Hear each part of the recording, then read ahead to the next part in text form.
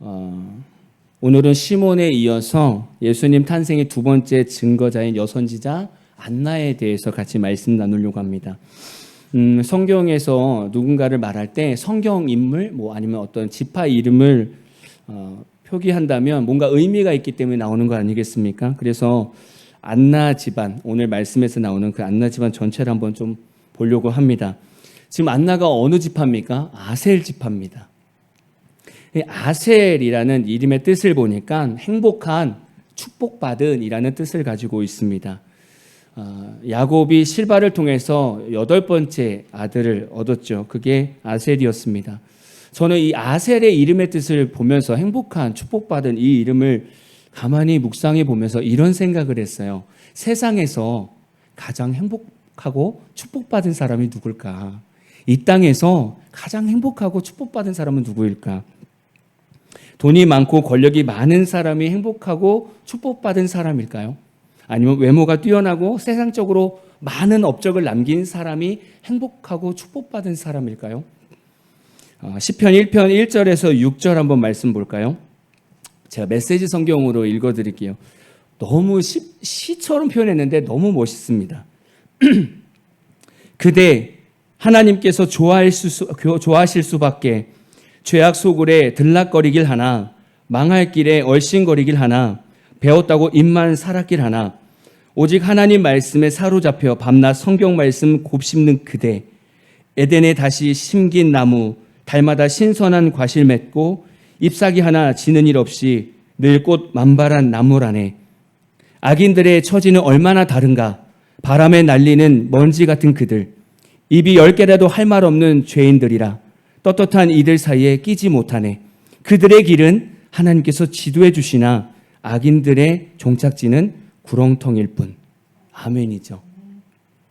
2절에서 보니까 하나님 말씀에 사로잡혀 밤낮 성경 말씀을 곱씹는 그대. 그게 누굽니까? 성도입니다. 그리스도인이죠. 그리스도인이 가장 행복하고 축복받은 사람입니다. 아멘이죠. 그리스도인이 왜 가장 행복하고 축복받은 사람입니까? 우리가 예수를 처음 만났을 때 생각해 봐야 돼요. 우리가 예수를 만나는 순간 인생 전체가 바뀌게 됐어요. 그걸 거듭남이라고 얘기하죠. 완전히 바뀌었습니다. 예수 믿기 전에는 우리의 인생이 어땠습니까? 세상에 살면서 우리 안에서 영생이 없었어요. 기쁨이 없었고 평안이 없었어요. 늘 메마른 인생이었습니다. 근데 예수 믿고 나서는 우리 안에서 뭐가 흘러나옵니까? 영생이 흘러나와요. 그래서 기쁨이 있죠. 그래서 우리의 인생이 완전히 바뀌었어요. 늘 영생이 흘러넘치는 그 시냇가에 심은 나무가 돼버렸어요. 그래서 인생이 어떻게 달라졌냐면 우리가 예수 믿기 전에 세상에서 살 때는 인생에 아무런 열매가 없었어요. 늘 열심히 살았지만 우리 안에는 공허함만 남았었어요. 근데 예수 믿고 나서 살고 나니까 우리가 뭘 하든지 늘 삶에 열매가 맺히더라는 거예요. 달라지는 거죠. 다시 말하면 예수 믿기 전에는 우리가 세상에서 내 힘으로 살았어요. 그냥 내 최선으로 살았어요. 근데 예수 믿고 나서는 내 힘이 아니라 내 안에서 그리스도께서 사셨어요. 그래서 열매가 달라지기 시작했습니다. 그래서 그리스도인, 성도는요, 망할 수 없는 존재입니다. 왜요? 늘 생명이신 주님이 우리 안에 계시니까. 그리고 예수 믿는 사람은 창조주 하나님께서 지도해 주신대요. 어떻게 살아가야 될지 지도해 주신대요. 그리고 죄인들은 그 종착역이 그냥 구렁텅이일 뿐이래요. 그러니까 이 말씀을 봐도 예수 믿는 우리는 망할 수 없는 존재로 사는 거예요. 얼마나 행복하고 축복받은 인생입니까? 그래서 저는 이 아셀이라는 이름의 뜻을 보면서 그리스도인이다. 행복하게 살아갈 수 있는 그리스도인이다. 저는 그래서 이 땅에서 가장 행복한 사람, 가장 축복받은 사람은 성도다. 이렇게 표현하고 싶어요. 따라합시다. 이 땅에서 가장 행복한 사람, 가장 축복받은 사람은 바로 나다. 아멘입니까? 아멘입니다. 그래서 저는 이 안나의 삶을 보면서 다시금 성도의 삶을 좀 보게 돼요. 지난주에는 우리가 시므온의 삶을 보면서 기도하는 삶에 대해서도 배웠습니다. 그리고 성도의 본에 대해서도 같이 은혜를 나눴는데 오늘은 안나의 삶을 보면서 그 삶 속에서 우리 성도는 어떤 삶을 본받아야 될까? 먼저 안나를 보기 전에 안나의 아버지를 한번 좀 봐야 됩니다. 아버지의 이름도 나오잖아요. 아버지의 이름은 바누엘입니다. 바누엘의 뜻은 하나님의 얼굴이라는 뜻이에요. 아까 앞에서도 말씀드렸지만 아셀은 제가 그리스도인이라고 이렇게 좀 표현을 했습니다. 그리스도인은 우리가 평생 무엇을 구하면서 살아야 되냐면 바로 하나님의 얼굴을 구하면서 살아야 됩니다. 이 하나님의 얼굴을 구하는 삶이 무엇인가 알려면 야곱의 삶을 한번 좀 생각해 봐야 돼요. 창세기 32장 30절 쉬운 성경으로 보면 그래서 야곱은 그곳을 브니엘이라 불렀습니다. 야곱이 말했습니다. 나는 하나님의 얼굴을 보고도 죽지 않고 살았다. 여러분 지금 야곱이 이 말을 하게 된 이유를 아시죠? 야곱의 인생을 간단하게 생각해 보면 야곱은 쌍둥이 형하고 태어났습니다. 그렇죠? 에서하고 같이 태어났어요. 근데 그 마음속에 늘 아쉬움이 있었어요. 조금만 빨리 태어났어도 자기가 장자가 될 뻔했는데 그 장자권을 형 에서한테 뺏겼으니 얼마나 평상시에 마음이 힘들었겠습니까? 근데 형이 힘들게 사냥하고 왔는데 팥죽을 끓이고 있는 야곱이 기회를 잡게 된 거예요. 형 제가 팥죽을 줄 테니까 형은 나한테 장자권을 줘라. 그래서 바꿨잖아요. 그러고 나서 그 이후로 이삭이 이제 에서에게 축복을 주려고 할 때 그 소리를 엄마가 듣고 야곱이랑 작당을 해서 축복권까지 받고 이 형의 눈을 피해서 외삼촌 라반의 집으로 도망갑니다. 그리고 거기서 20년 동안 힘들게 살면서 아내들을 얻고 자녀들을 얻고 다시 20년 만에 헤브론으로 떠나옵니다. 근데 이 야곱 귀에 어떤 소리가 들리냐면 형 에서가 마중 나오고 있다는 거예요. 얼마나 마음이 어렵겠습니까? 자기가 해놓은 행동이 있잖아요. 형 거 장자권 뺏었죠. 축복권까지 뺏었죠. 그리고 도망왔어요. 아직 해결이 안 됐어요. 형과의 관계가 회복이 안 됐어요. 그러니까 가족들 다 앞에 보내놓고 야곱은 약복 강가에 서 있는 거예요. 근데 거기서 하나님의 사자를 만나잖아요. 그래서 밤새도록 씨름을 합니다. 날이 새서 천사가 떠나야 되는데 못 떠나는 거예요. 야곱이 붙들고 뭐라고 하냐면 제발 나한테 축복 주십시오. 축복. 야곱 마음에 뭐가 있어요? 나 이대로 갔다 형한테 죽을 것 같아요. 나 이대로 갔다가는 저 인생 끝날 것 같아요. 그러니까 하나님 도와주세요. 저 살려주세요. 그 하나님의 은혜가 필요합니다. 그래서 매달렸던 거예요. 그래서 천사가 떠나면서 그래 너가 축복받을 것이다. 그래서 이제 야곱이라고 하지 말고 이스라엘이라고 해라. 그 축복의 약속을 받고 야곱은 그 자리를 브니엘이라고 이름을 줬어요. 근데 브니엘이랑 이 안나의 아버지의 이름 바누엘이랑 똑같은 의미입니다. 하나님의 얼굴을 보다. 야곱의 심정이 느껴지십니까? 우리 성도는요, 늘 하나님 앞에서 이렇게 살 수밖에 없는 존재잖아요. 우리가 앞날을 어떻게 압니까? 앞에 다가오는 어려움을 우리의 힘으로 어떻게 풉니까? 그럼 우린 야곱처럼 하나님의 얼굴을 구할 수밖에 없어요. 하나님 은혜가 필요합니다. 하나님의 도우심이 필요하고요. 하나님의 위로가 필요합니다. 이게 하나님의 얼굴이죠. 이게 바누엘입니다. 아셀은 그리스도인이라고 표현했고 바누엘은 하나님의 얼굴, 즉 하나님의 은혜, 하나님의 도우심이라는 뜻이 있어요. 그 집안에 누가 태어나냐면 안나라는 딸이 태어났습니다. 안나는 히브리어로 한나랑 똑같은 말입니다. 그래서 뜻도 은총, 은혜라는 뜻입니다.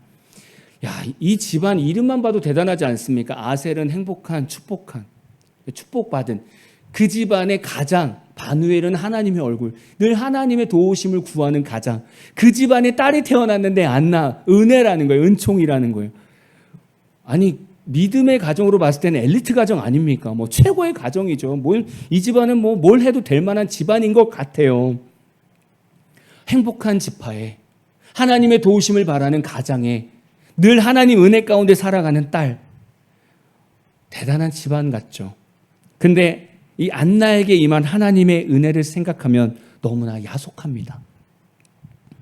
우리가 은혜라는 말을 들으면 너무나 기대가 됩니다. 늘 은혜, 하나님의 은혜라는 이 말을 들으면 늘 마음이 이렇게 쿵탁쿵탁 뛰어요. 기대감이 됩니다. 왜냐하면 우리가 감당할 수 없고 버거운 환경 가운데 내 노력 없이 내가 푼 것이 아닌데 하나님께서 풀어줬을 때 우린 뭐라고 해요? 은혜라고 얘기합니다. 그래서 그 은혜라는 단어를 들으면 우리는 늘 마음이 설레어요. 근데 오늘 안나의 인생을 들어보시면 과연 이 은혜가 이름답게 참 그 인생 은혜다라고 말할 수 있을까라는 거죠. 안나의 인생을 한번 볼까요? 이제 안나의 인생으로 들어가는데 안나는 결혼을 하게 됩니다. 남편과 7년 동안 행복하게 살았어요. 근데 결혼한 지 7년이 됐는데 무슨 일이 있었는지 남편이 죽어버렸어요. 7년 후에 과부로서 살게 됩니다. 그리고 오늘 말씀에서는 84세가 됐어요. 몇 살 때 결혼했는지 모르겠지만 꽤 오랜 시간 동안 혼자 과부로서 살아온 인생입니다. 추정을 해보는 거예요. 이 당시에 결혼 연령을 생각해 보면 14세에서 16세래요. 결혼했던 연령이.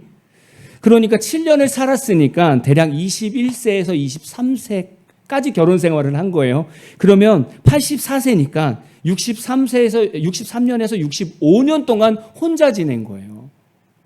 혼자서 과부 생활한 겁니다. 이 당시에 과부 생활을 보면 여인들이 남편을 잃어버리는 순간 경제적인 궁핍함은 찾아오게 됩니다. 경제적으로 일단 어려워져요. 사회적으로는 보호를 받지 못하는 어려운 계층이 되고 법적 권리도 제한이 됩니다. 정서적으로도 슬픔과 외로움 가운데 싸워가야 되는 인생이 되어버려요. 남편이 없다는 이유로 사회적으로 낮은 평가를 받게 되고 심지어는 차별을 당하기도 합니다. 이게 과부의 인생이에요. 지금 안나가 7년 동안 결혼 생활하고 나서 남편을 잃고 나서 직면했던 인생이 이런 인생입니다. 이런 인생을 63년에서 65년 동안 감당하고 살아왔던 거예요. 여러분, 안나의 인생을 보면서 이것을 하나님의 은혜라고 말할 수 있습니까? 이게 하나님의 은혜입니까? 이름의 뜻은 은혜인데 이걸 은혜라고 얘기할 수 있겠습니까? 안나의 인생을 보면서 누구도 단번에 야 이거 하나님의 은혜의 인생이네 라고 얘기할 사람 아무도 없어요. 저도 이 말씀을 여기까지 쭉 풀어오면서 저는 안나의 인생을 보면서 야 이게 은혜의 인생이냐? 저는 그렇게 말할 수 없다고. 저는 안나의 삶을 묵상하면서 성도로서 살아가면서 또 다른 삶을 좀 발견하게 돼요. 우리 크리스찬들은 평생 신앙생활을 해갑니다. 근데 그 신앙생활에는 외로운 경주가 있습니다. 외로운 신앙생활이 있다는 거죠. 안나가 그 삶을 잘 보여주고 있어요. 성도의 삶은 앞에서 말씀드린 것처럼 성도는 가장 행복한 사람이고 가장 축복받은 사람입니다. 근데 그의 삶에는 늘 행복하고 축복받은 인생만 있는 것은 아니라는 거죠. 마태복음 5장 11절에서 12절 말씀을 한번 볼게요. 쉬운 성경입니다. 사람들이 나 때문에 너희를 모욕하고 박해하고 온갖 나쁜 말을 할 때 너희에게 복이 있다. 기뻐하고 즐거워하여라. 하늘에서 너희의 상이 크다. 너희보다 먼저 살았던 예언자들도 이처럼 박해를 받았다. 예수를 믿으면 늘 기쁘고 행복해야 합니다. 행복합니다. 근데 늘 그럴 수는 없다는 거예요. 동전에도 앞뒤가 있습니다. 그림이 달라요. 낮이 있는가 하면 밤이 있어요. 예수를 믿으면 신앙생활을 하면 기쁨과 감사의 삶이 있습니다. 그러나 우리 내면에는 또 다른 면에서는 우리가 기쁨으로 맞이해야 되는 외로움과 핍박의 길도 있습니다. 여러분, 예수님께서 걸어가신 십자가 길을 한번 생각해 보자는 거예요. 예수님께서 그 십자가의 길을 걸어갈 때 기쁨과 감사만 있었겠습니까? 누구도 가고 싶지 않았던 길이었어요. 제자들도 다 떠났던 길입니다. 예수님 혼자 외로이 걸었던 길이 십자가의 길이었습니다. 그러나 그 외로웠던 길이 하나님의 뜻대로 완전히 예수님께서 순종하시고 죽었던 그 시간이 지나서 비로소 그 십자가의 길이 성도들에게 기쁨이 되고 구원이 되고 은혜가 되고 축복이 되었습니다. 예수님께서 걸어가는 그 순간만큼은 그게 기쁨이 아니었을 거예요. 외로운 길이었을 겁니다. 우리는 안나의 인생을 보면서 앞으로 우리 앞에 펼쳐진 인생을 한번 생각해 보면 우리도 이 신앙의 외로운 경주를 할 수밖에 없다는 거예요. 히브리서 12장 1절 말씀에 이렇게 말씀하고 있어요. 쉬운 성경입니다. 우리에게는 이렇게 많은 믿음의 증인들이 있습니다. 그들의 삶은 우리에게 믿음이 무엇인지 말해주고 있습니다. 그러므로 포기하지 말고 우리 앞에 있는 경주를 열심히 합시다. 우리의 삶 속에서 방해가 되는 것들은 다 없애버리고 우리를 쉽게 올가매는 죄를 벗어버립시다. 경주라는 것이 있어요. 경주. 우리가 경주하며 흔히 생각하는 것은 마라톤입니다. 저도 마라톤을 한번 생각해 봤어요. 마라톤 경기. 많은 사람들이 함께 뜁니다. 총소리가 딱 울리면 수백 명, 수천 명이 함께 열심히 뛰어갑니다. 함께 같은 방향을 바라보고 같은 거리를 보면서 달려갑니다. 근데 어떤 삶이 보이냐면 열심히 뛰어요. 옆에 내 라이벌도 있고 내 동료도 있고 다 함께 뛰는데 뛰면서 오는 힘들고 외로운 시간은 본인이 견뎌야 돼요. 본인이. 그러면서 제 옛날 군대 생활이 갑자기 생각났어요. 갑자기. 이 삶을 제가 군대에서 경험을 해봤어요. 예전에 군대에서 이제 훈련을 하다 보면 저희가 2년에 한 번씩 돌아오는 종합전술 훈련이 있습니다. 이 훈련은 한 달 동안 아예 밖에 나가서 산에서 훈련합니다. 흔히 말해서 이제 일반인들이 아는 천리행군이라고 얘기하죠. 예, 그래서 저는 군 생활을 하는 동안 2년을, 그러니까 2번을 이 훈련을 받았습니다. 군 생활하면서 이 훈련은 제 기억으로는 강원도에서 낙하산을 타고요. 강원도로 돌아다니다가 다시 이쪽 경상도로 내려왔다가 다시 강원도로 올려보냈다가 그리고 나서 400km 천리행군으로 충북에 있는 부대로 복귀하는 훈련입니다. 이게 다 합쳐서 한 달 훈련이에요. 보통 이 3주 동안 보통 이제 전술훈련을 합니다. 일반적인 전술훈련. 그것도 각 지역을 돌아다니면서 전술훈련을 합니다. 그럼 이럴 때 보통 저희가 최소 500km에서 1000km까지 이미 걸어요. 3주 동안.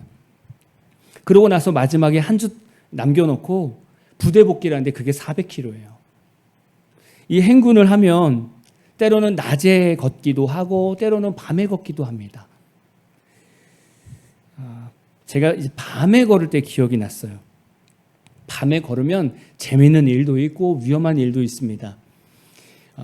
이게 밤새도록 걷거든요. 걷다 보면 피곤이 오잖아요. 그러면 이게 상체하고 하체하고 나눠지는 것 같아요. 하체는 그냥 걸어요. 그냥 걷는데 여기 상체는 졸고 있어요. 너무 피곤하니까 졸고 있어요. 저도 걷다 보는데 누가 뒤에서 이렇게 끌고 다시 이렇게 안으로 들어가는 거예요. 알고 봤더니 제가 졸면서 걷다 보니까 도로로 나가고 있는 거예요. 그래서 뒤에 있던 고참이 제 군장 메고 이렇게 길가로 다시 데리고 오는 거예요.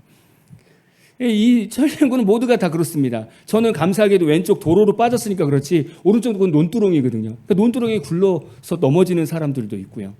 이 행군하는 동안 많은 사람들이 그냥 혼자 걷습니다. 처음에는 막 신나서 이런저런 대화 막 하면서 하는데요. 하루가 지나고 이틀이 지나면 말할 힘도 없어요. 그러면 일렬로 쫙 서가지고 그냥 고개 쳐박고 그냥 이렇게 걷는 거예요. 어떤 사람은 이어폰 꽂고 음악 들으면서 가고 어떤 사람은 앞사람 군화 보고 걷고 저도 동일했어요. 나중에 걷고 나서 오면 우리가 어느 지역에 걸었는지 몰라요. 왜냐하면 맨날 앞사람만 보고 걸어가니까 옆에 어떤 산이 있었는지 어떤 강이 있었는지 아무것도 못 보고 그냥 앞사람만 보고 걸어요.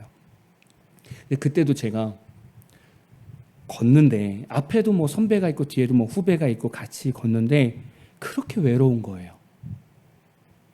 이걸 누가 감당해 줄 수가 없는 거예요. 이건 제가 감당해야 되잖아요. 뭐 저를 누가 업어서 종착지에 데려다 주는 것도 아니고 누가 대신 마무리해 줄 수 있는 것도 아니고 제가 끝까지 사명을 감당해야 돼요. 근데 걷는데 정말 막 답답하더라고요. 그리고 힘들고 발부터 무릎이 아파오고 골반이 아파오고 허리가 아파오고 온몸이 아파오기 시작해요. 그러면서 예수님의 십자가를 정말 많이 묵상했었어요. 그러면서 신앙의 외로움이라는 것을 한번 생각하게 됐어요. 지금까지 신앙생활하면서 외로움이 왜 없었겠습니까? 그때 이때의 생각이 많이 났어요. 앞뒤로 함께 걷고 있어도 결국에는 이 길은 내가 감당하고 걸어야 된다라는 생각이 들었어요. 우리가 신앙생활 하다 보면 외로운 경주를 하게 돼요. 이미 외로운 신앙의 경주를 하고 있는 분들이 있을 수 있어요. 함께 교회를 다니고 있는 성도들이 있을 수 있습니다. 함께 고민을 들어주는 목회자가 있을 수 있고요. 함께 교회를 다니는 가족이 옆에 있을 수도 있어요. 근데도 뭔가 모르게 나 혼자 사는 것 같아요. 뭔가 모르게 나 혼자 신앙생활 하는 것 같아요. 뭔가 모르게 표현할 수 없는데 그냥 나 혼자 걷는 것 같아요. 그게 신앙의 외로운 경주입니다. 하나님께서 왜 우리에게 이런 외로운 신앙의 경주를 주실까요? 왜? 누가복음 2장 37절, 오늘 본문이죠. 쉬운 성경입니다. 그 후로 과부가 되어 84세가 되었습니다. 그동안 한 번도 성전을 떠나지 않고 밤낮으로 금식과 기도를 하여 하나님을 섬겼습니다. 저는 여기서 답을 찾았어요. 안나는 과부가 되고 외로운 신앙의 경주를 하면서 끊임없이 주님과 함께 걸었는데 그 걸으면서 무엇을 했냐면 성전을 떠난 적이 없어요. 밤낮으로 금식과 기도를 하는 선지자가 됐습니다. 하나님께서 우리에게 왜 외로운 신앙의 경주를 주신다고 생각합니까? 바로 이거예요. 신앙의 외로움은 결국 우리가 하나님 아버지에게 나아가는 성전에서 살 수밖에 없는 우리의 신앙의 중심을 우리에게 허락하신다는 거예요. 성전에 가면 하나님의 위로가 있잖아요. 하나님의 힘이 있잖아요. 붙들어 주시는 하나님의 마음이 있잖아요. 근데 그게 언제 간절해지냐면 신앙의 이 외로운 경주를 하고 있을 때, 그때 우리는 자꾸 성전을 찾게 되는 거예요. 우리가 지금 예배를 참석하고 있는 이 유형의 교회뿐만이 아니라 우리 가정 안에서 우리 내면, 이 무형교회도 마찬가지입니다. 우리 삶 속에서 외로운 신앙의 경주를 하면 내면이 우리가 성전이잖아요. 그래서 우리가 주님 말씀을 붙드는 거예요. 외로운 경주를 하고 있기 때문에 우리는 늘 성전 안에 거할 수밖에 없다는 거예요. 하나님은 그래서 우리에게 외로운 신앙의 경주를 허락하신 거예요. 그리고 그 외로운 신앙 경주가 있기 때문에 밤낮으로 금식하며 기도할 수밖에 없는 거예요. 왜냐하면 기도가 아니면 내가 살 수가 없어서 그래요. 아니 외롭게 힘들게 이 싸움을 해가는 거예요. 삶을 싸워 나갑니다. 기도가 아니면 우리는 살 수가 없어요. 그래서 이 외로운 신앙의 경주는 기도를 통해서 하나님을 만나게 합니다. 이 은혜가 안나에게 있었던 거죠. 안나의 인간적인 삶을 보면 보잘것 없어 보입니다.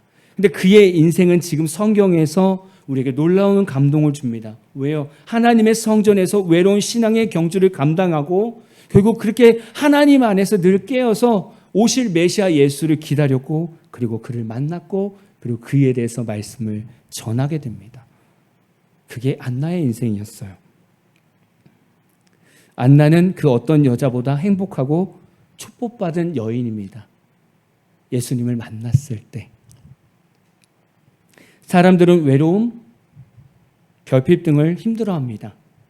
그러나 때로는 외로움 같은 환경이 우리를 더욱 아름다운 성도로 만듭니다.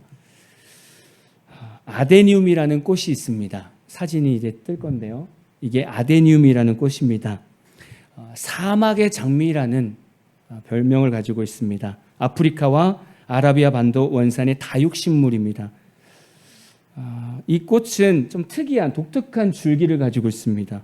비정상적으로 두꺼운 줄기를 가지고 있죠. 사막식물입니다. 그래서 물이 많이 필요 없어요. 그 대신 물을 많이 저장해야 되니까 줄기가 두꺼울 수밖에 없어요. 여러분 보십시오. 사막같이 척박하지 않습니까? 사막은 죽음, 절망, 외로움을 말합니다. 그 사막에서요, 이런 아름다운 꽃이 피어요. 아무것도 없는 척박한 사막에서 이 피어나는 아데니움은요, 사람들에게 정말 아름다운 꽃으로 비춰집니다. 화려한 사람들, 잘난 사람들 안에서는 그리스도인들이 잘 빛나지 않을 수 있어요. 근데 척박한 사막처럼 강팍하고 공허하고 힘든 인생 가운데 살아가는 이 세상 사람들 안에서 우리가 아데니움처럼 사막에서 피어나는 이 꽃처럼 외로운 신앙의 경주를 잘 감당해 가면 그 어느 때보다도 가장 아름답게 보이는 것이 성도라는 거예요. 이 꽃이, 이 아데니움이 그 에버랜드처럼 꽃이 많은데 이게 덜렁 세워져 있다고 생각해 보세요. 그러면 조금 이상하잖아요. 못생겼어. 그리고 그냥 지나갈 꽃입니다. 근데 아무것도 없는 사막에 이게 피인다고 생각해 보세요. 가장 아름답게 보여요. 근데 이 아데니움이 가장 외롭게 혼자 사는 존재입니다.